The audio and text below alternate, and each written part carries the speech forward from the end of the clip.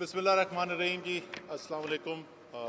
आज annual plan coordination committee की meeting हुई। वो मीटिंग तो अभी भी इस वक्त कुछ तफसीली जो मिनिस्ट्री वाइज PSDP है उसके लिए चल रही है, लेकिन जो एनुअल प्लान था अगले साल का जो पेश किया गया उसकी मंजूरी दे दी गई और उसके साथ साथ जो अगले साल का तरक्याती बजट है उसकी रिकमेंडेशन भी कर दी गई। अब ये दोनों चीज़ें जो हैं वो अगले हफ्ते नेशनल इकनॉमिक काउंसिल के इजलास में जो वज़ीर आज़म जिसको चेयर करते हैं और जिसमें वज़राए आला भी शिरकत करेंगे, उसके अंदर रख दी जाएगी वहाँ पे हतमी सिफारिशात के लिए, ताकि उनको बजट के साथ असम्बली के सामने पेश कर दिया जाए मंजूरी के लिए। जो आज की एनुअल प्लान का मैं पहले आपको थोड़ी सी तफसील बता दूंगा और उसके बाद PSDP का जो तरक्याती बजट है उसका बता देंगे। अगले साल का मजमूई तौर पर शरह नमू जो है मईशत की रफ्तार तरक्की की जो है वो 4.8% एस्टिमेट की गई है जी, और वो इस साल के 3.94% से बढ़कर 4.8% तक जा रही है। पिछले साल के या इस साल रवां साल जो इस वक्त चल रहा है उसकी मैं एक हाईलाइट आपको बता दूं जो इतनी अभी तक जिसके बात नहीं की गई। और GDP का जो ग्रोथ है उसका 3.94% जो है उसकी तो बहुत बात हुई है, लेकिन आपको पता है एक और भी मेजर होता है, एक ब्रॉडर मेजर है जो उसको ग्रॉस नेशनल प्रोडक्ट या GNP कहा जाता है। तो उसमें जो डोमेस्टिक प्रोडक्ट है उसके अलावा रेमिटेंसेस भी शामिल हो जाते हैं कि क्योंकि हमारी बहुत ज़्यादा इस दफ़ा अल्हम्दुलिल्लाह स्ट्रॉन्ग ग्रोथ हुई है, बहुत बड़ी इजाफा हुआ है। हमारी जो तरसीलात ज़र आती हैं बाहर से जो पाकिस्तानी हैं वो भिजवाते हैं, और वो 21.7 अरब डॉलर से बढ़ के तखमीना ये है कि साल के ख़त्म होने तक 29.1 अरब डॉलर तक पहुँच जाएंगे। यानी आप समझ लें कि 7 अरब डॉलर से ज़्यादा, 7.4 अरब डॉलर का एक साल में इजाफा, ये 34% इजाफा है। तो उसकी वजह से ये 3.94% का जो ग्रोथ था GDP का, और उसमें जब मैं रेमिटेंस ग्रोथ डालता हूँ तो मेरा GNP ग्रोथ जो है इस साल का, रवां साल का, वो 6.5% बनता है, जो पिछले 16 साल में सबसे ज़्यादा GNP का ग्रोथ है। यानी 2004-2005 के साल के बाद सबसे ज़्यादा मईशत के अंदर जो मजमूई तौर पर इजाफा हुआ है वो इस साल के अंदर हुआ है, और उसकी एक बहुत बड़ी वजह जो बनी है वो यही तरसीलात ज़र है जो पाकिस्तानी बाहर से भिजवाते हैं पैसा पाकिस्तान के अंदर। और यहाँ पे दोबारा ये कहना मुनासिब होगा कि जिस तरीके से इस वक्त काम किया जा रहा है इस कोशिश के लिए कि इन पाकिस्तानियों को जो बाहर काम करते हैं, जो मईशत का इतना बड़ा सहारा है, उनको वोट डालने के लिए जो सिस्टम बनाना है, इलेक्शन कमीशन जो है उसके अंदर भरपूर ताउन करेगा। सुप्रीम कोर्ट के हिदायत हैं, काबीना में वज़ीर आज़म हर हफ्ते अपडेट देते हैं इसके ऊपर, इलेक्ट्रॉनिक वोटिंग के ऊपर और ये ओवरसीज़ पाकिस्तानीज़ की वोटिंग के ऊपर। तो ये एक बड़ा अच्छा ये एक रिमाइंडर है, याद दहानी है कि वो कितना कलीदी किरदार अदा करते हैं पाकिस्तान की माशी तरक्की के लिए। अब अगर हम आ जाएँ इस अगले साल के ऊपर जो 4.8% का इजाफा जिसका अंदाज़ा लगाया गया है और टारगेट है वो अगले साल का, तो वो उसके बुनियादी सुतून क्या हैं, कहाँ से ये ग्रोथ आ रही है, वो क्या चीज़ें हैं जिनकी वजह से ग्रोथ आ रही है। इसके बावजूद, और हमने ये तखमीनों के अंदर ये शामिल है कि इस साल की ग्रोथ जो है उसमें एक हिस्सा ग्रोथ का स्पेशली अगर आप देखें कोई एरियाज़ लार्ज स्केल मैन्युफैक्चरिंग जिस तरीके से है, तो वो जो आखिरी सहमाई थी पिछले साल की वो कोविड की वजह से उसके अंदर बंदिशें ज़्यादा थी और वो ग्रोथ कम हुई थी, तो इस साल उसका बाउंस बैक है। और इसीलिए जब इस साल के आप इंडस्ट्रियल ग्रोथ के नंबर्स देखेंगे तो वो आपको ज़रा मॉडरेटेड नज़र आएंगे। तो ये फिर कहाँ से रही है ग्रोथ, इसके जो 6, 7, 8 बड़े बड़े मोटे मोटे पहलू हैं मैं उसके ऊपर जाऊंगा। और सबसे पहले जहाँ से मैं शुरू करता हूँ जी, कपास की फसल बुरी तरीके से मुतासर हुई थी। कई सालों से हमें मसाइल आ रहे हैं इसके अंदर, लेकिन इस साल तो बहुत ही बुरी तरीके से मुतासर हुई थी। ख़ास तौर पर सिंध के अंदर खड़ी फसल के ऊपर बारिशें हुई और बहुत हमें नुकसान हुआ था। इस साल जो है वो बेहतर बीज की फराहमी की भी इंतज़ाम किए गए हैं। पेस्टिसाइड के ऊपर बहुत ज़ोर डाला गया है कि अच्छी क्वालिटी के पेस्टिसाइड जो हैं वो फराहम किए जाएँ। और उसके अलावा आलमी मंडी के अंदर भी इस वक्त कपास की कीमत जो है वो बेहतर नज़र आ रही है। और इन तमाम चीज़ों को सामने रखते हुए जो तखमीना लगाया गया है वो एग्रीकल्चर की तरफ से सूबों के साथ मिल के जो नंबर आया है वो 10.5 मिलियन बेल का है अगले साल, जिसके अंदर से 4 मिलियन बेल सिंध में और 6 मिलियन बेल जो हैं वो पंजाब से होंगी और बाकी दूसरे दोनों सूबों से। इसके अलावा इस साल जो है वो पोल्ट्री जो लाइफ स्टॉक के अंदर आते हैं, लाइफ स्टॉक में भी आपको ग्रोथ थोड़ी नज़र आएगी और उसकी बुनियादी वजह जो है वो पोल्ट्री है। मुर्गी की सनत जो है वो बुरी तरीके से मुतासर हुई थी ये कोरोना की वजह से, जब बंदिशें लगीं, और शायद हम में से बहुत सारे लोगों ने वो वीडियोस भी देखे होंगे कि किस तरीके से वो चूज़ों को जो है वो मार के ट्यूबवेल्स के अंदर फेंका जा रहा था, और उसी की वजह से क्योंकि कमी हुई उसके बाद तो आपको कीमतें भी मुर्गी की बढ़ती हुई नज़र आई। तो वो नॉर्मलाइजेशन जो अगले साल होनी है उसकी एक ग्रोथ वहाँ से आएगी। उसके अलावा बिजली की खपत जो है उसके अंदर इजाफा हम देख रहे हैं, 6% का इजाफा है। मेरे ख्याल में ये इससे भी ज़्यादा भी हो सकता है इंशाल्लाह ताला। लेकिन जो इंडस्ट्रियल ग्रोथ पैकेज हमने दिया था, इंडस्ट्रियल इंसेंटिव पैकेज हमने दिया था, उसका बहुत ज़बरदस्त रिस्पांस मिला है। और इंडस्ट्रियल कंजम्पशन जो है हमारी, जब से वो पैकेज आया था हमारा शायद दिसंबर के महीने में, तो तकरीबन 15% का इजाफा है सनती कंजम्पशन के अंदर, बिजली के अंदर। तो इसलिए वो हमें अगले साल भी नज़र आ रहा है कि ये आपकी बढ़ती रहेगी आपकी डिमांड। गैस प्रोडक्शन जो है पिछले चंद सालों से प्रेशर में है, नए वेल्स ड्रिल किए गए हैं और कोशिश की गई है कि इस ड्रिलिंग एक्टिविटी को दोबारा से एक्टिवेट किया जाए, और उसकी वजह से अगले साल यहाँ पर भी हमें ग्रोथ नज़र आ रही है। कोयला जो है वो पहले से थर में लाखड़ा और थल के अंदर ज़्यादा निकाला जाता है। थर में एक्सपेंशन हुई है और वो मज़ीद एक्सपेंशन के बाद नई जो पावर जनरेशन भी कैपेसिटी वहाँ पे लग रही है, उसके साथ साथ कोयले की प्रोडक्शन जो है उसके अंदर भी खातिर खा इजाफा देखने के लिए नज़र आएगा। फिर एक ऐसी चीज़ जिसको वज़ीर आज़म ने ख़ुद चैम्पियन किया है और IMF से मराहत लेने से लेकर और हफ्तावार मॉनिटरिंग करना और फैसले करना कि उसके अंदर तेज़ी लाई जाए, कंस्ट्रक्शन। क्योंकि जो शहरी मईशत है उसके अंदर सबसे ज़्यादा जो लोगों को मजदूरी जिसके अंदर मिलती है वो कंस्ट्रक्शन है, और सबसे ज़्यादा इंडस्ट्रीज़ जिससे इफेक्ट होती हैं। और एक वजह इंडस्ट्रियल ग्रोथ की जो आपको इस वक्त नज़र आ रही है वो है ही कंस्ट्रक्शन, और उसने अभी पिक करना शुरू किया है। वो सस्टेन हम देख रहे हैं ग्रोथ, अगले साल भी कंस्ट्रक्शन इंडस्ट्री जो है वो एक ड्राइवर बनेगा। इसी तरीके से एक्सपोर्ट्स जो हैं, जो इस साल भी हमें ग्रोथ नज़र आई, जो स्टैग्नेट हुआ था, और अगले साल मज़ीद इसके अंदर इजाफा नज़र आ रहा है। इस साल 25.2 अरब डॉलर और अगले साल 26.8 अरब डॉलर हम एक्सपोर्ट्स एक्सपेक्ट कर रहे हैं। इस साल के जो 25.2 अरब डॉलर हैं ये पिछले 10 साल के अंदर पाकिस्तान की सबसे ज़्यादा एक्सपोर्ट्स हैं। ये भी बड़े अफसोस की बात है कि हमने एक ऐसी चीज़ जो आप समझ सकते हैं कि मईशत की शहरग है, जब तक एक्सपोर्ट ना बढ़े आप तरक्की जो है सस्टेनेबल तरीके से नहीं कर सकते। वो 10 साल से इस जमूद का शिकार, बल्कि बीच में तो नीचे ही चली गई थी, बट इस साल जो है ये 10 साल में सबसे ज़्यादा एक्सपोर्ट्स इंशाल्लाह ताला होंगी। और अगले साल जो हमारा टारगेट रेट किया गया है, जो उम्मीद है कि हम अचीव करेंगे, वो 26.8 अरब डॉलर है, यानी वो पाकिस्तान की तारीख की सबसे ज़्यादा एक्सपोर्ट होंगी। तो एक ये भी वजह है।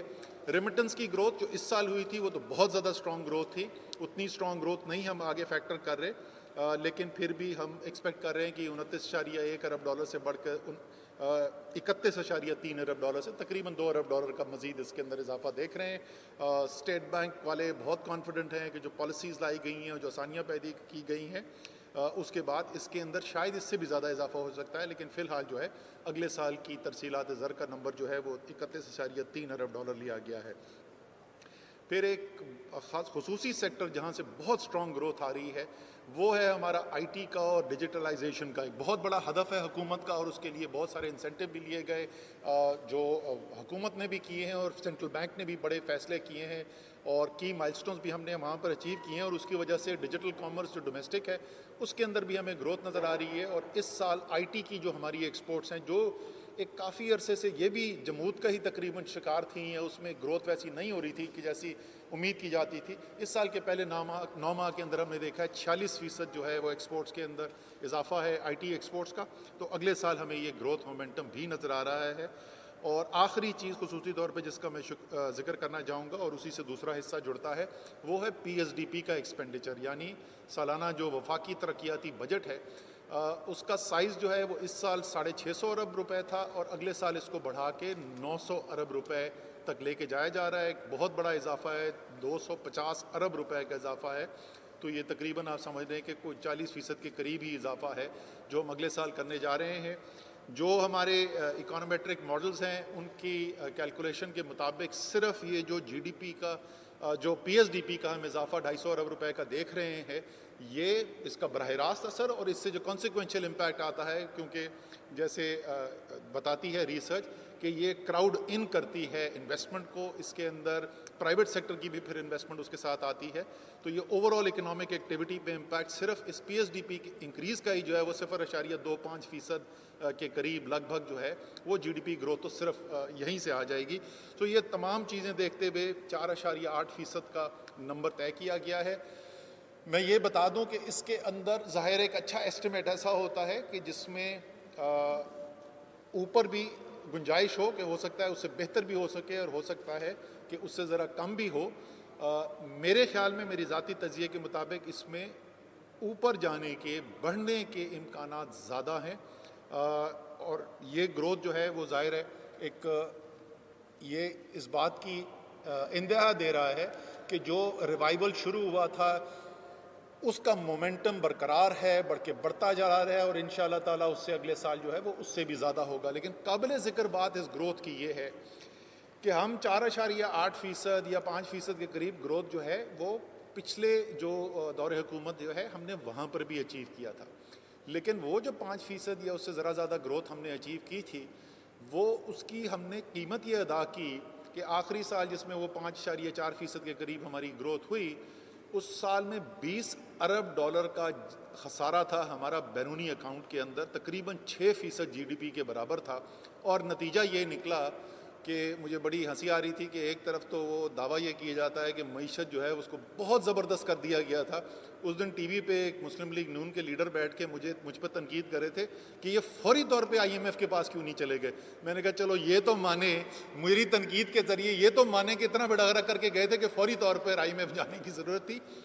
ये अगले साल का 4.8% का जो जीडीपी ग्रोथ का नंबर आप देख रहे हैं, इसमें हमारे तखमीने के मुताबिक 0.7 बिलियन फीसद ऑफ जीडीपी या 2.3 अरब डॉलर का करंट अकाउंट डेफिसिट होगा।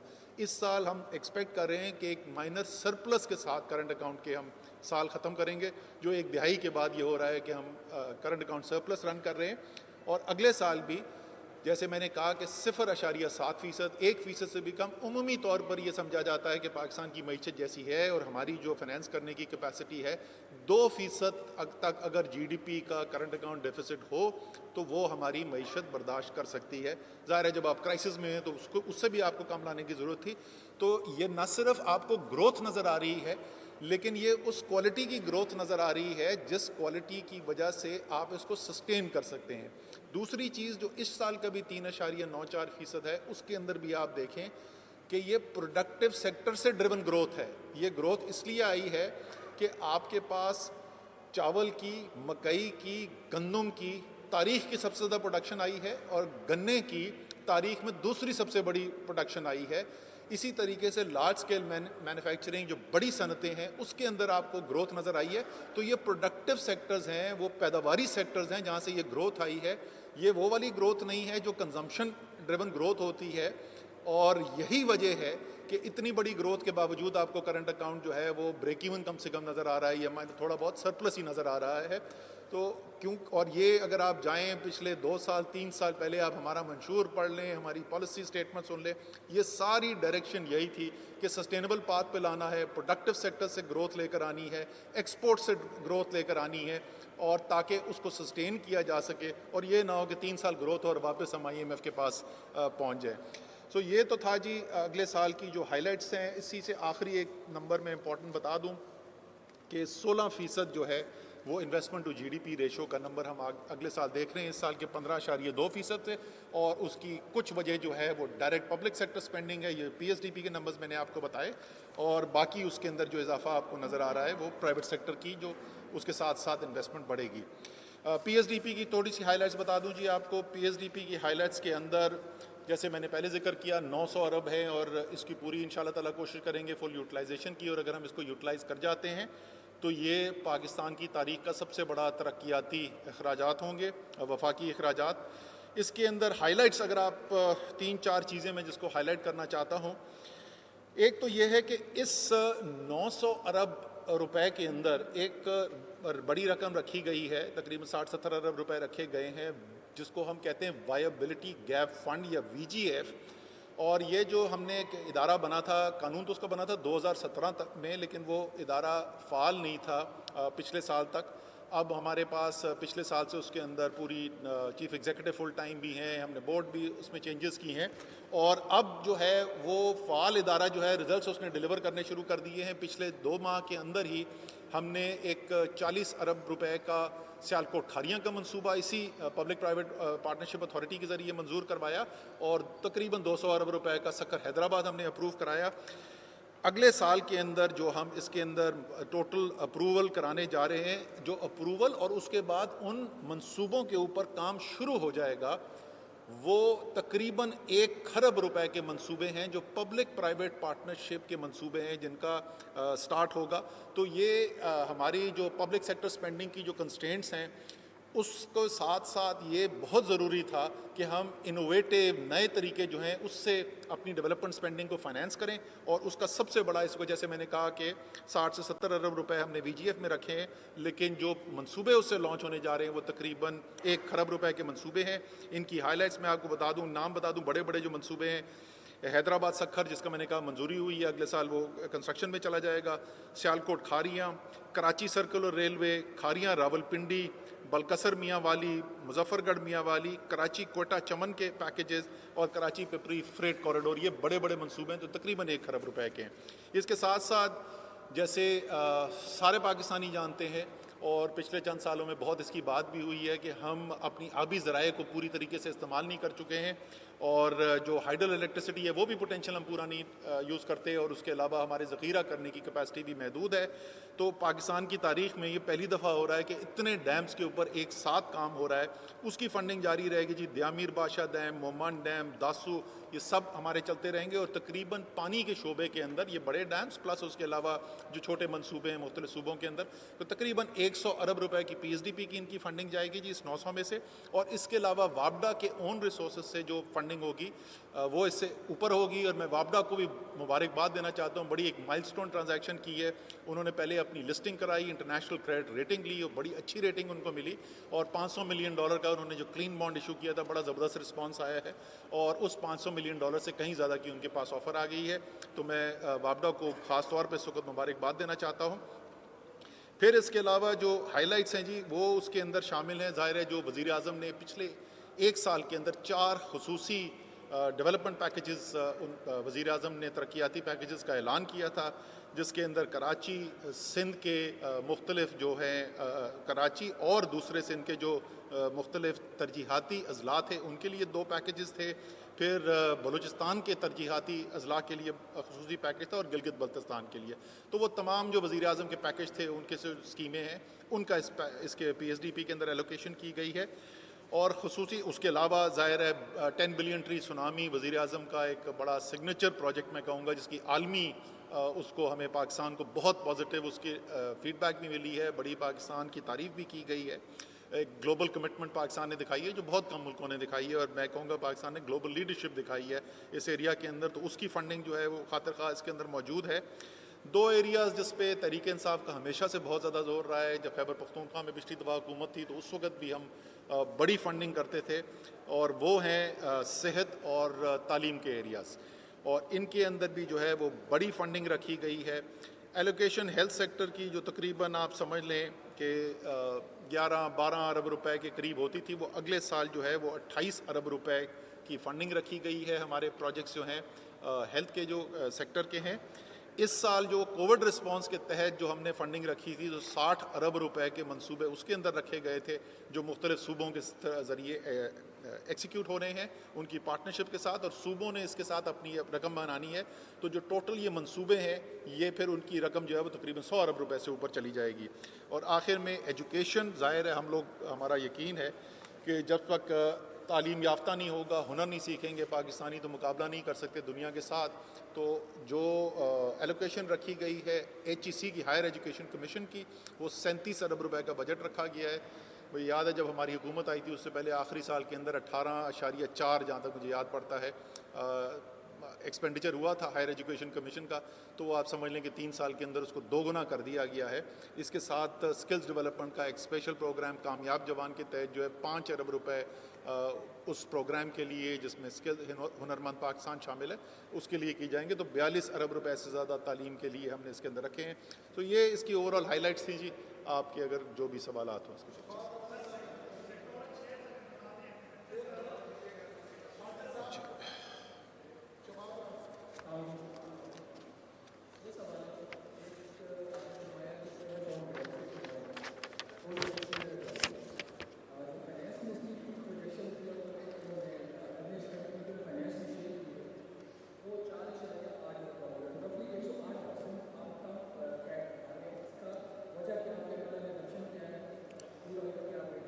देखिए उसके अंदर कुछ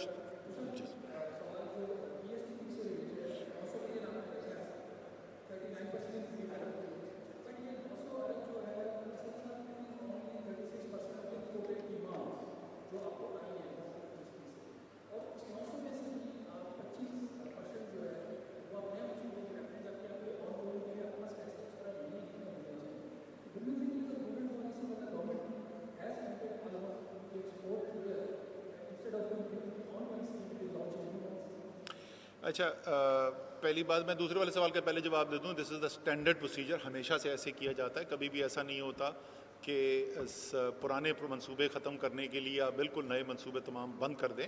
हमेशा कॉम्बिनेशन लेके चली जाती है और ऐसा ही होता है। तकरीबन जो रेशो है वो भी ऐसे ही रखा जाता है, 70-30 का, 75-25 के करीब का जो है रेशो रखा जाता है। जो जारी मंसूबे हैं उनके ऊपर काम करने के लिए, जो नए मंसूबे हैं, बहुत सारे मंसूबे जो नए हमें शुरू किए जा रहे हैं वो कलील मुद्दत के मंसूबे भी हैं जो साल 2 साल के अंदर मुकम्मल भी हो जाएंगे। तो ये ऐसे नहीं है कि बहुत कोई लंबे पीरियड के मंसूबे जो हैं उसके अंदर शामिल किया गया है। जहाँ तक डिमांड आप ज़्यादा की बात करें, डिमांड तो बिल्कुल ज़्यादा, उसमें तो कोई शक नहीं, डिमांड हमेशा ज़्यादा होती है। लेकिन जैसे मैंने कहा कि ये हमेशा से ही ऐसे होता है कि ज़रूरत ज़्यादा होती है, हमारे पास कैपेसिटी कम होती है, और उसी को डील करने के लिए ये जो मैंने आपको पब्लिक प्राइवेट पार्टनरशिप के बारे में बताया, जिसकी बात हमेशा होती थी लेकिन उसको अमली जामा नहीं पहना सके थे अभी तक, वो आपको पहली दफ़ा एक बड़ी तादाद के अंदर होता हुआ नज़र आ रहा है। पावर सेक्टर के बाहर, पावर सेक्टर में तो पिछले 25-30 साल में ये हुआ है, लेकिन उस सेक्टर के बाहर ये इतने बड़े स्केल के ऊपर पहली दफ़ा आपको होता हुआ नज़र आ रहा है। तो टोटल जो तरक्याती अखराजात होंगे वो आप देखेंगे कि इंशाल्लाह ताला ये जिस तरीके से बढ़ता जाएगा, हो सकता है आज से कुछ साल के बाद जो पब्लिक प्राइवेट पार्टनरशिप अथॉरिटी के ज़रिए प्राइवेट सेक्टर की इन्वेस्टमेंट हम ला रहे हो वो सालाना PSDP से भी ज़्यादा हो। फिर आपने जो उसका सवाल पूछा था करंट अकाउंट, देखिए उनके थोड़े बहुत डिफरेंसेस हैं। उनका GDP ग्रोथ रेट भी 5% के था, तो ज़ाहिर है अगर मैं GDP ग्रोथ रेट बढ़ा दूंगा तो मेरा करंट अकाउंट डेफिसिट भी थोड़ा बढ़ जाएगा। बट ये जो आज का जस्ट फॉर सबको रिकॉर्ड के लिए कि जो फॉर्मल फोरम होता है जिसके थ्रू ये किया जाता है वो एनुअल प्लान कोऑर्डिनेशन कमेटी होती है, जिसमें फाइनेंस मिनिस्ट्री भी मौजूद थी आज और स्टेट बैंक ऑफ पाकिस्तान भी मौजूद था। तो ये सब मुतफ़िका नंबर्स हैं।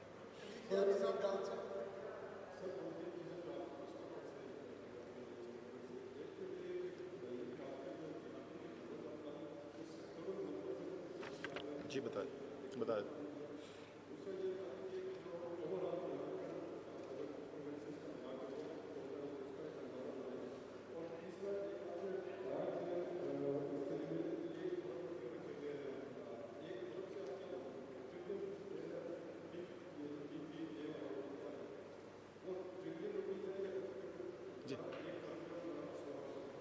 नहीं, वो ट्रिलियन रुपये 1000 बिलियन, 1000 बिलियन।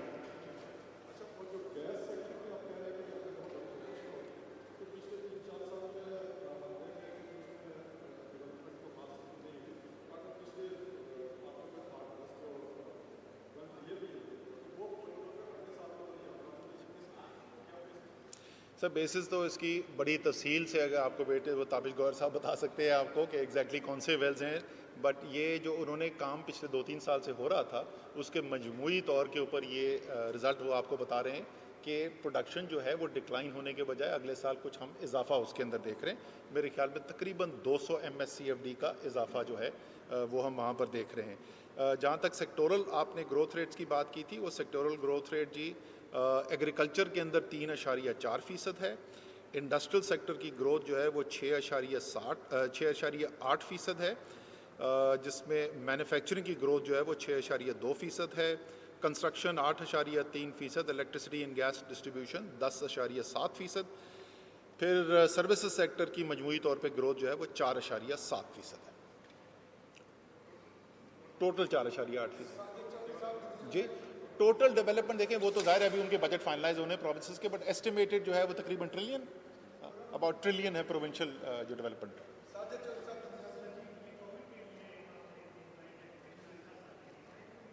सॉरी जी, कोविड की सूरत हाल के बारे में आप पूछ रहे हैं? एलोकेशन देखें, कोविड के लिए हमारी जो एलोकेशन है वो मुख्तलिफ मद के अंदर जाती है। तो आपके एक तो जो हस्पतालों के अंदर हमारे ऑन गोइंग एक्सपेंडिचर्स होते हैं, पीपीई का एक्सपेंडिचर हो रहा है, ऑक्सीजन कंज्यूम हो रही है, दवाइयाँ हैं, एट्सेट्रा एट्सेट्रा, वो एक नॉर्मल ऑन गोइंग है। एक ज़माने में एक्सेप्शनल था, फेडरल गवर्नमेंट ने किया, एनडीएमए के ज़रिए किया, सारे उधर पहुँचाए। फिर हमने हस्पतालों के इमीडिएट फौरी तौर पे अपग्रेड के लिए जो है वो कुछ सेवरल बिलियन रुपीज़ उसके ऊपर खर्च किए गए थे, जिससे ये ऑक्सीजन की पूरी सप्लाई चेन इम्प्रूव की गई और 2800 से ज़्यादा ऑक्सीजन बेड सारे हस्पतालों में ऐड किए, वो भी पिछले साल हमने मुकम्मल कर लिया था। फिर ये कोविड रिस्पांस का हेल्थ सिस्टम की अपग्रेड के लिए जो मैंने बताया 60 अरब रुपए इस साल जो प्रोजेक्ट्स जो अप्रूव किए गए हैं, और उसमें प्रोविंसेस ने भी अपना शेयर डालना था, तो मेरे अंदाजे के मुताबिक तकरीबन ये 100 अरब रुपए के करीब पहुंच सकता है। तो ये तो एक दफ़ा का वन टाइम एक्सेप्शनल था जो वो अब मुकम्मल हो गया। अब अगले साल जो है वो जो ज़्यादातर जो पैसा खर्च होगा, वो बड़ा पैसा जो खर्च होगा वो होगा वैक्सीनेशन के ऊपर। और वैक्सीनेशन आप समझ लीजिए कि 1 मिलियन वैक्सीन जो है वो आप 10 से 12 मिलियन डॉलर्स की अब बात कर रहे हैं, और आगे हमने जितनी भी वैक्सीनेशन करनी है टोटल, उसके लिहाज से अगर आप ये देख लें तो मेरे ख्याल में कोई मैं अभी गलत नंबर कोट कर दूंगा, but a few $100 million is the total expenditure, जिसमें से कोई मेरे ख्याल में 100 से $150 मिलियन इसी साल में खर्च हो जाएगा और बाकी भी जो है अगले साल के अंदर आएगा।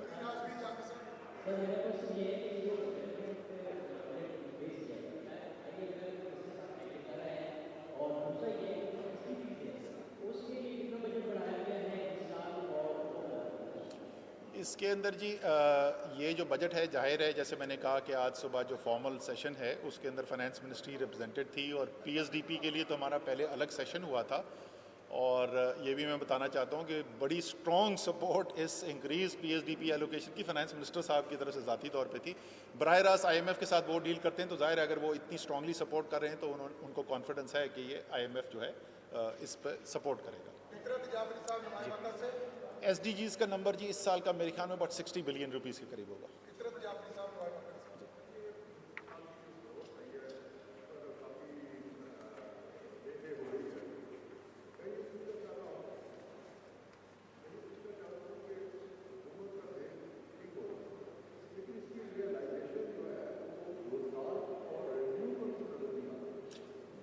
सर मैं आपको बताता हूँ, ये आज से काफ़ी अरसा पहले एक रिपोर्ट की थी, चंद माह पहले, कई माह पहले, पाकिस्तान ब्यूरो स्टैटिस्टिक्स ने, और उस पाकिस्तान ब्यूरो स्टैटिस्टिक्स की अगर आप रिपोर्ट देखें और उसमें एम्प्लॉयमेंट का कर्व देखें कि वो अप्रैल मई में कहाँ गया था और वो अक्टूबर नवंबर में कैसे वापस आया था, तो आपको ये जो रिकवरी है वो नज़र एम्प्लॉयमेंट नंबर में आती है। आपको पता है कि ओवरऑल पाकिस्तान के अंदर एम्प्लॉयमेंट के हाई फ्रीक्वेंसी डेटा नहीं प्रोड्यूस होता है। मेरी चीफ इकोनॉमिस्ट साहब जो पहले दिन मेरे साथ बैठे थे, इनको जो मैंने की आस दी थी उसमें से एक ये थी कि खुदा का वास्ता एम्प्लॉयमेंट का दुनिया के अंदर यूज़ किया जाता है as one of the leading indicators for seeing economic activity किधर जा रही है। अमेरिका के अंदर वो जो मंथली जॉब्स रिपोर्ट आती है, that is one of the key things that people are looking eight.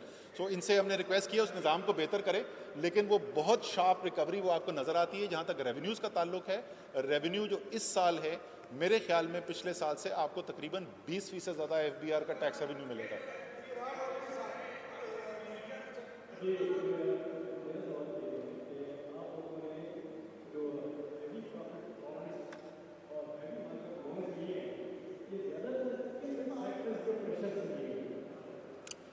मैं सवाल समझे नहीं सर, थोड़ी जी सही सही सर, ये तो बिकॉज वो फाइनेंस मिनिस्ट्री इशू करती है, सो मुझे नहीं पता कि एग्जैक्टली क्या प्राइसिंग उसकी रही है, तो मैं आपको आपको जवाब देना नहीं चाहता। लेकिन वो तो बेसिकली आपका जो फाइनेंसिंग फ्रेमवर्क है उसके अंदर जो फाइनेंसिंग गैप है उसको फाइनेंस करने के लिए आपने करना है। और उसके अंदर अगर आप इस साल का साथ देखें तो इंटरेस्ट रेट्स नीचे आते रहे हैं। तो PIBs जो इशू हुए हैं, जो T-bills इशू हुए हैं, सब पिछले साल को जिस रेट के ऊपर इशू हुए थे उससे बहुत कम रेट के ऊपर हुए हैं। पीक पे जाके 13.25% पर डिस्काउंट रेट जाके वो तकरीबन आधा हुआ है उसके बाद से। सो अभी तो इस साल तो डिक्लाइन हुई है इंटरेस्ट रेट्स के अंदर।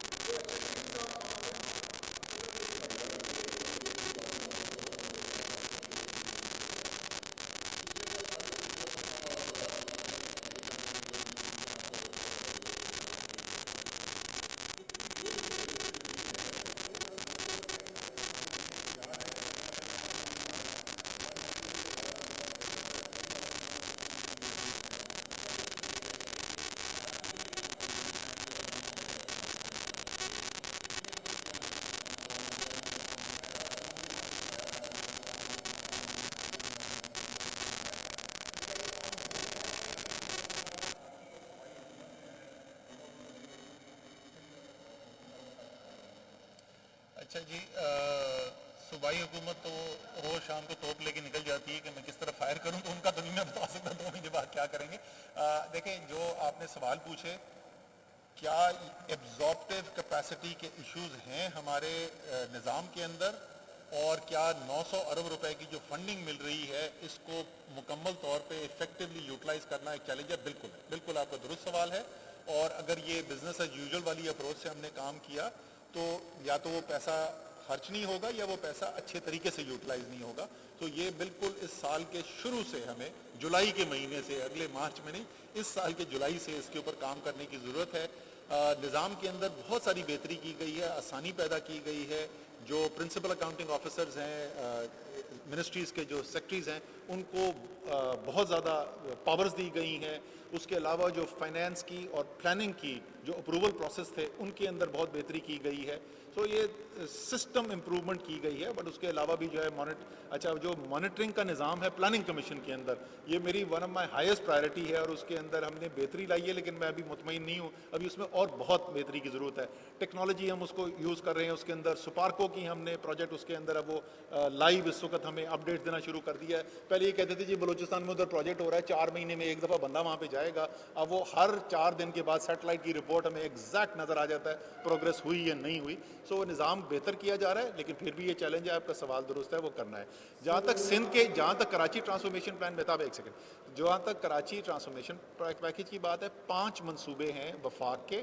उन 5 मंसूबों के अंदर 2 पे इस वक्त ग्राउंड पे काम हो रहा है। एक है स्टॉर्म वाटर ड्रेन का, वो नालों वाला मंसूबा, उरंगी, अपना गुज्जर और महमूदाबाद, ये 3 नाले जो हैं इसके ऊपर काम हो रहा है। महमूदाबाद इस वक्त जो एक्सपेक्टेशन है, महमूदाबाद का काम मुकम्मल कर दिया जाएगा। और मुकम्मल से मेरा मतलब है सूएज वो बन गया, NED ने जो डिज़ाइन बताया उसके मुताबिक नाला बन गया, उसकी कंक्रीटिंग हो गई, उसके साथ सूएज लाइन डल गई और दोनों तरफ सड़क बन गई। ये पूरा जो है निज़ाम, ये महमूदाबाद का हमारी एक्सपेक्टेशन है कि जुलाई से पहले, जिस वक्त मानसून सीज़न आता है उससे पहले मुकम्मल हो जाएगा।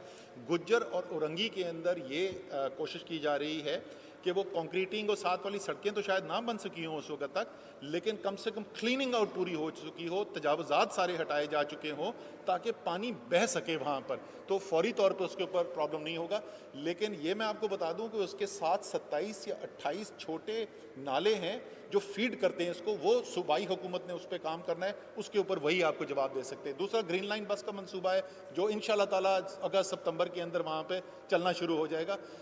दोनों रेलवेज के जो प्रोजेक्ट्स हैं, KCR जो है और कराची फ्रेट कॉरिडोर जो है, वो दोनों में कंसल्टेंट रिक्रूट ले लिए गए थे। अगले महीने दोनों कंसल्टेंट की रिपोर्ट आ जाएगी और अगले 3 माह के अंदर उम्मीद है कि ट्रांजैक्शन स्ट्रक्चर्स अप्रूव कर दिए जाएंगे ताकि प्रोजेक्ट्स को कंस्ट्रक्शन में ले जाया जा सके। आखिरी K4 है, K4 का डिज़ाइन रिविजिट हो रहा है, वापडा उसको रिविजिट करवा रहा है। जब वो मुकम्मल हो जाएगा तो अगले माली साल के अंदर उसके ऊपर भी काम शुरू हो जाएगा। ये 5 मंसूबे हैं।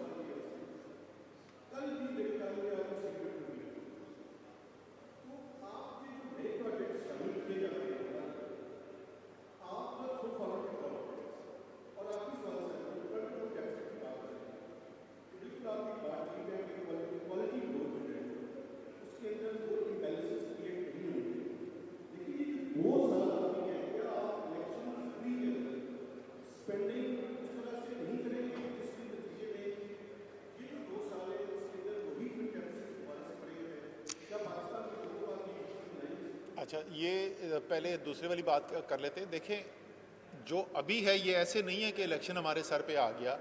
आप चले जाएं वापस अक्टूबर नवंबर के अंदर 2018 की, और फाइनेंस मिनिस्ट्री में हम जब बैठे हुए वहाँ पर फ्रेमवर्क बना रहे थे और हम आगे की प्रोजेक्शंस कर रहे थे, तो उस प्रोजेक्शन के अंदर भी यही था कि 2 साल मैक्रो स्टेबलाइजेशन का होगा। मैंने कल भी जिक्र किया था, मैं उसको आज या कल में ट्वीट करता हूँ।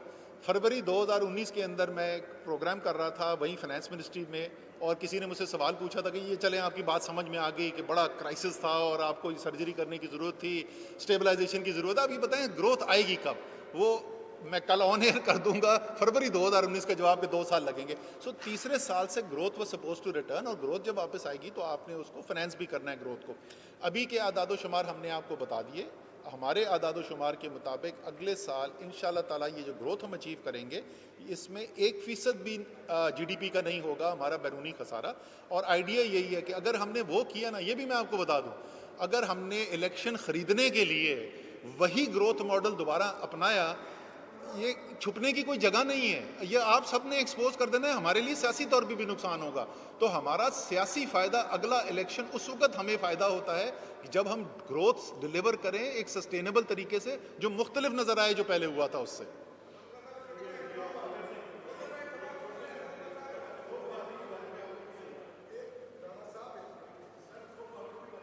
जी, थ्रो फॉरवर्ड का मैं आपको बता दूं, जैसे मैंने आपको बताया ज़्यादातर प्रोजेक्ट जो हैं इसके अंदर जो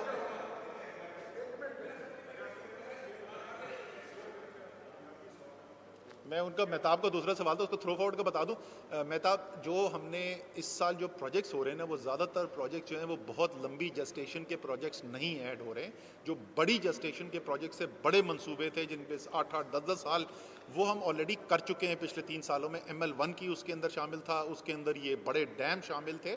सो अब जो आप मंसूबे देख रहे हैं ये ज़्यादातर नए मंसूबे वो हैं जो निस्बतन कम जस्टेशन के पीरियड के 3 साल 4 साल, और आपको पता है कि हमारा थ्रो फॉरवर्ड जो है वो तो तकरीबन 1 दिहाई का पहले चल रहा था। जी,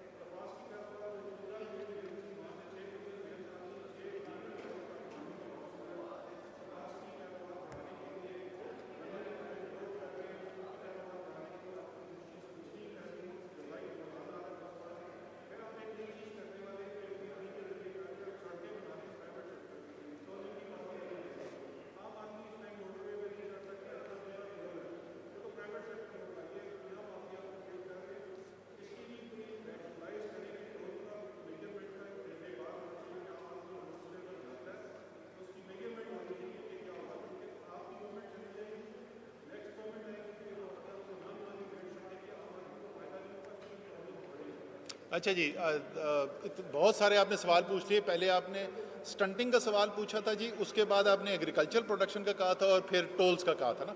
चलें तीनों चीज़ों की बात करते हैं। स्टंटिंग बिल, ये कल दोपहर को वज़ीर आज़म, शौकत तरीन, मैं और फैसल सुल्तान बैठे थे, और एग्जैक्टली जो आप बोल रहे हैं वही डिस्कस किया। पूरा प्रोग्राम फैसल सुल्तान, उनकी टीम सूबों की मुशावरत से मुकम्मल कर चुके हैं।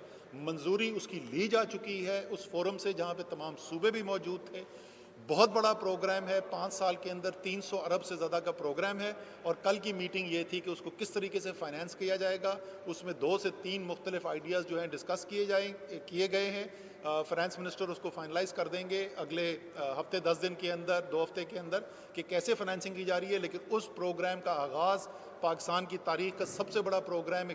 बिल्कुल आपने सही बात की कि हम हुनर तो सिखाते हैं बच्चे को, या हम डेवलपमेंट स्कीम करते हैं कि अगले से 2 साल के बाद फ़ायदा होगा या 4 साल के बाद फ़ायदा होगा, ये तो पूरी नस्ल की चेंज है। सो बिल्कुल वो वज़ीर आज़म ने जो पहली तकरीर में बात की थी वो कमिटेड हैं, और उसका प्रूफ जो है वो आपको ज़मीन पे नज़र आना शुरू हो जाएगा अगले साल के अंदर। बहुत बड़ा प्रोग्राम को तकरीबन 400 अरब रुपए का प्रोग्राम लॉन्च होने वाला है ये अगले माली साल के अंदर, शुरू में अगले माली साल के। दूसरी चीज़ जो आपने पूछी थी, आपने कहा कि कुछ नहीं कर रहे हैं। सर, गंदम रिकॉर्ड फसल, मकई रिकॉर्ड फसल, चावल रिकॉर्ड फसल, गन्ना गन्ना सेकंड हाईएस्ट एवर। सर मुझे मुकम्मल कर लेना, आपने सवाल पूछ लिया ना। सो ये नहीं हो सकता कि कपास जब कम हो तो आप कहें कि हुकूमत की नाए ली है, लेकिन जब दूसरी चीज़ें जब इंप्रूव हो तो आप बोलें कि ये इसका आपसे कोई ताल्लुक नहीं है। और कपास के ऊपर मैंने आपको बता दिया, आपने 14 से 6 जो बार घर, आपको तो पता है इसकी हकीकत क्या है, लेकिन जो सुन रहा होगा वो कहेगा यार बड़ी निकम्मे निकले, इनको 14 मिली थी 6 पे ले आए। सर 14 थी आज से कोई 10-12 साल पहले, हमें मिली थी 9, 9.5, और हम आपको बता रहे हैं कि अगले साल हम इसको 10.5 पे ले जाने वाले हैं। आखिरी टोल वाला जो है, इसमें टोल पे जो बिडिंग होती है सर, उसके अंदर प्री डिटर्मिन्ड होता है कि रेट क्या होगा टोल के इंक्रीज का। वो प्राइवेट सेक्टर को फ्रीडम उस पर नहीं है, वो प्री डिटर्मिन्ड है।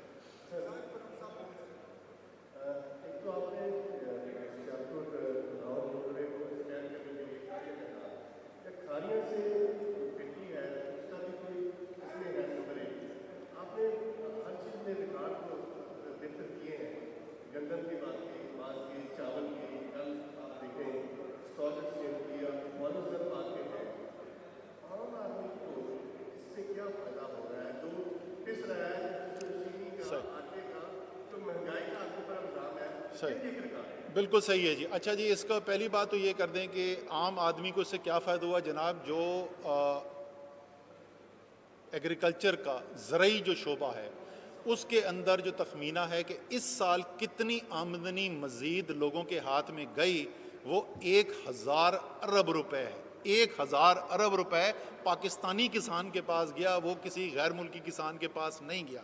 तो ये जो रिकॉर्ड फसलें हुई, इसका फ़ायदा, और यही वजह है, मैं आपको एक बात बताऊं कि 2 चीज़ें जो सब लोगों ने मिस की ना, जिसकी वजह से लोगों को समझ में नहीं आया कि ये ग्रोथ आई कहाँ से है, वो 2 जो सबसे बड़े ड्राइवर इस साल की ग्रोथ के थे, एक तो ये कि जो तरसीलात ज़र बाहर से आई, और जो एग्रीकल्चर सेक्टर की ज़रई सेक्टर जो तकरीबन 2/3 पाकिस्तान है, ये दोनों चीज़ें पैसा उन लोगों के हाथ में लेके आई, आम आवाम के हाथ के अंदर, जिससे वो उनकी कुव्वत ख़रीद पैदा हुई और उन्होंने बाहर जाके ख़रीदा। महंगाई के ऊपर पहले भी बात हो चुकी है, उसकी बहुत सारी वजूहत भी हैं। बिल्कुल वो एक चैलेंज है जो आगे भी बरकरार है। आखिरी 2 सवाल कर लें यार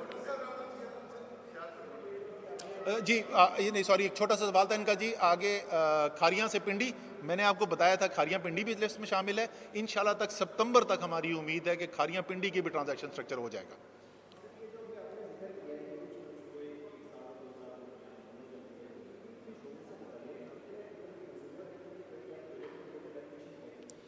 सर मैं तो वो पूरा सेक्टोरल तो आपको बता दिया, बट ज़्यादातर जो मंसूबे मैंने आपको बताया, जो हैवी फंडिंग हो रही है इन मंसूबों की, जो बहुत ज़्यादा तवील मुद्दत नहीं है, क्योंकि बड़े जो तवील मुद्दत मंसूबे हैं, या तो वो उसके अंदर शामिल हैं आपके डैम, जो बड़े डैम्स हैं, ML1 हैं, उस किस्म के मंसूबे हैं।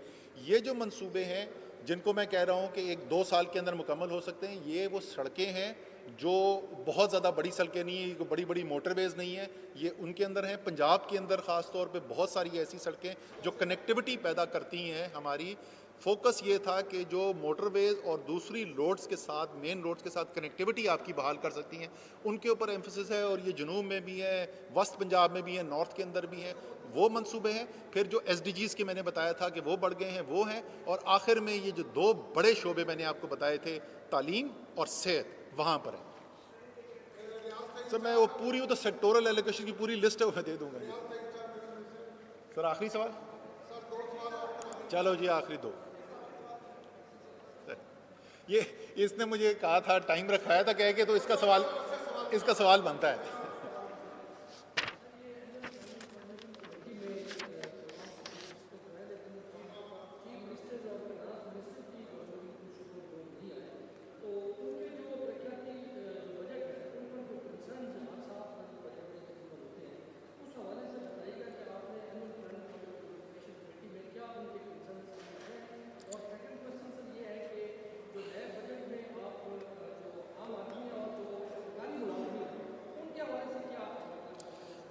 अच्छा, ये मैं दोनों चीज़ों का जवाब देता हूँ। एक पहले किसी ने बड़ा इंपॉर्टेंट अहम सवाल पूछा था, आई थिंक मेहताब शायद पूछ रहा था, नैफ्ट। सर वो सिर्फ तरक्याती अखराजात नहीं है मेहताब, पूरा सिस्टम जो है वो फ्रीज होके रह गया है। और हमने ये कोशिश की थी, पिछले साल एक ऑर्डिनेंस भी लेकर आए थे कि कम से कम सरकारी अफसर और जो बिजनेसमैन हैं उनके जहन में जो शकूक हैं, जो उनके लिए मुश्किलात है, कम से कम वो तो फैसले करें ना। तो सरमायाकारी करने से लोग डर रहे हैं, उसके बाद सियासतदान आपस में लड़ते रहेंगे। कोई नैब लॉ के ऊपर अगर सियासतदानों पर इतफाक हो गया तो उसको देखा जाएगा, इनको तो कर लें। उस वक्त नहीं इतफाक किया गया। मेरी राय ये, मैं वज़ीर आज़म से पहले भी बोल चुका हूँ, हमें अब वो फौरी तौर पर कानून लेके आना चाहिए। हमारे पास नंबर्स मौजूद हैं, अगर सेनेट के अंदर तकरीबन बराबर है, अगर नहीं भी वहाँ से होता तो जॉइंट सेशन के अंदर तो हमारे पास नंबर मौजूद है। ये बड़ी ज़रूरी चीज़ है, हमें करनी चाहिए। आपने सर 2 सवाल जो पूछे थे, सिर्फ टॉपिक बता दें क्या थे। सूबों का, ठीक है। दूसरा जी, अच्छा, दूसरा वाला जो सवाल है ना कि सरकारी मुलाजमीन के लिए बजट में, वो तो बजट के अंदर आएगा, वो उसका इस एनुअल प्लान की कोऑर्डिनेशन की मीटिंग से ताल्लुक़ नहीं। वो फाइनेंस मिनिस्ट्री जो है, वो फाइनेंस मिनिस्टर उसका फैसला करेंगे।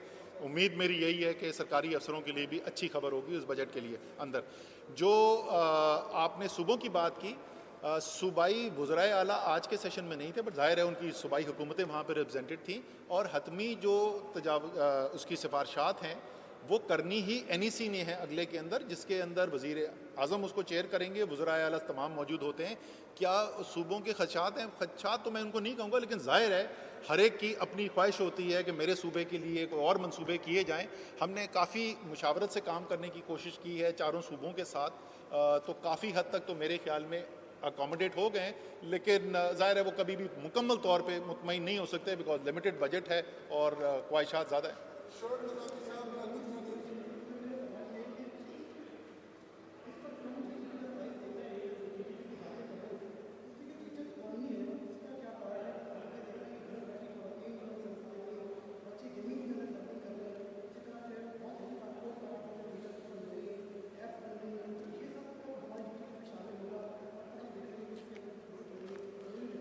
अच्छा, ये जो आपका सवाल है मैं इसको ज़रा ब्रॉडन कर लूँ। ये अगेन चीफ इकोनॉमिस्ट साहब बैठे हुए हैं, इनका जो फौरी तौर पर जो टारगेट इनको दिया गया था वो हमें अपने नेशनल इनकम्स अकाउंट जो हैं वो एक पुरानी मईशत के ढांचे को रिफ्लेक्ट करते हैं। ये भी मैं आपको अभी से बता दूं, बाद में ना कहना कोई कंट्रोवर्सी खड़ी हो गई। ज़्यादातर माहिरीन का ख्याल है कि पाकिस्तान अपनी मईशत को अंडर एस्टिमेट कर रहा है, और उसकी वजह ये है कि वो सेक्टर्स जो नए सेक्टर्स हैं, जहाँ पे ज़्यादा डायनेमिज्म है, जहाँ ग्रोथ नज़र आ रही है, जैसे आप बता रहे हैं मेरे अपने हल्के के अंदर शुएब, ऐसी ज़बरदस्त, मुझे इतनी खुशी हुई, मैं उस सेंटर में गया था, वहाँ पे एक गांव में बैठी हुई बच्ची जो है वो ये जुराबें बना बना के वो नेट पे बेच रही है, वो महीने में 80,000 लाख रुपए कमा रही है माशाल्लाह। सो ये बिल्कुल सही बात है कि बहुत से जो डायनामिक सेक्टर्स हैं इस वक्त इकॉनमी के, वो प्रॉपरली रिफ्लेक्ट नहीं हो रहे, और जैसे ही ये नेशनल इनकम अकाउंट्स की रीबेसिंग की जाएगी और इसके अंदर ये शामिल किए जाएंगे तो एक ज़्यादा रिप्रेजेंटेटिव हमारे पास नेशनल इनकम अकाउंट्स आ जाएंगे।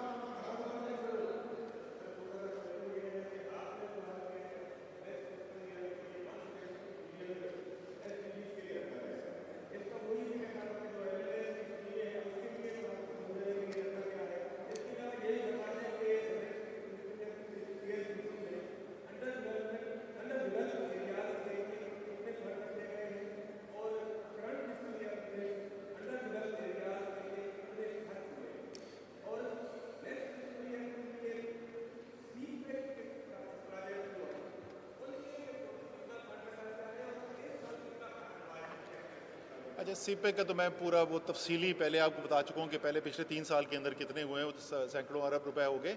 लेकिन सीपेक का आप ये याद रखें कि अगला फेज़ जो है वो सरकारी PSDP वाला फेज़ नहीं है। हम इस वक्त भी जो है जो होशाब अवरान, जिसका आपने अभी कल अप्रूवल सुना एक्नेक से अंदर, जो मगरबी अलाइनमेंट है जो ना होने के बराबर थी पिछली हुकूमत के अंदर, ज़्यादातर तो वक्त हमारे वक्त के अंदर उसके अंदर अखराजात किए गए हैं। ML1 बड़ा मंसूबा है सीपैक का जिसका होगा, उसके अलावा पुराने जो मंसूबे चल रहे थे वो तमाम कंप्लीट किए गए हैं, तो वो काम तो चलता रहेगा। लेकिन असल सीपैक का जो अगला फेज़ है वो है प्राइवेट सेक्टर की इन्वेस्टमेंट का, वो फेज़ है जहाँ इंडस्ट्रियलाइजेशन का। और आज ही रशाकाई की ओपनिंग की है वज़ीर आज़म ने, वहाँ पर पहली जो चाइनीज़ इन्वेस्टमेंट से फैक्ट्री लग रही है स्टील की, उसकी मशीनरी आ गई है। मैं खुद गया था कराची पोर्ट जिस दिन वो मशीनरी आई थी, तो वो उसके ऊपर ज़मीन पे काम होना शुरू हो गया है। फैसलाबाद के अंदर जो है कंपनियों ने अपने प्रोजेक्ट लगाने शुरू कर दिए हैं। तो जो असल जो बड़ी इन्वेस्टमेंट आ रही है आगे हम जो देख रहे हैं सीपेक के अंदर, वो निजी इन्वेस्टमेंट है, वो इंडस्ट्रियल इन्वेस्टमेंट है, वो एग्रीकल्चर के अंदर इन्वेस्टमेंट है। एग्रीकल्चर के अंदर बहुत अच्छा काम हो रहा है। मेरे ख्याल में एक दिन ये सीपेक के ऊपर पूरा हम वो करते हैं। जहाँ तक आपका सवाल था कि कम तरक्की याफ्ता जो इलाके हैं उसके ऊपर, मैंने आपको बताया कि 4 खुसूसी तरक्याती पैकेज वज़ीर आज़म ने अप्रूव किए थे इसके अंदर, और आपको पता है कि वो बहुत बड़ी बड़ी रकूम है। वफाक का जो हिस्सा है कराची के लिए वो 600 कुछ अरब रुपए का था, 446 अरब रुपए का सिंध का पैकेज था, इसी तरीके से तकरीबन 600 अरब रुपए का जनूबी बलूचिस्तान का था, और 370 अरब रुपए का गिलगित बल्तिस्तान का पैकेज था। और मकसद यही है कि कराची की खुसूसी सिचुएशन है, सबसे बड़ा पाकिस्तान का रेवेन्यू देने वाला शहर, जिसको बुरी तरीके से नेगलेक्ट किया गया है, तो उसकी महरूमी है, उसको हमने ठीक करना था। बाकी ये सारे हैं ही पैकेज उन इलाकों के लिए, उन अजला के लिए जो सबसे ज़्यादा तरक्की की दौर में पीछे रह गए। तो बहुत एक वज़ीर आज़म का एक जो विज़न है कि तमाम पाकिस्तान के लोग जो हैं, चाहे वो गरीब हो अमीर हो, रियासत ने सबके लिए काम करना है और कमज़ोर के लिए ज़्यादा काम करना है। इसीलिए इसी तरीके से तरक्याती काम जो है वो सारे पाकिस्तान के लिए करने हैं, लेकिन वो इलाके जो पीछे रह गए उनके लिए खुसूसी तवज्जो देनी। Thank you very much ji.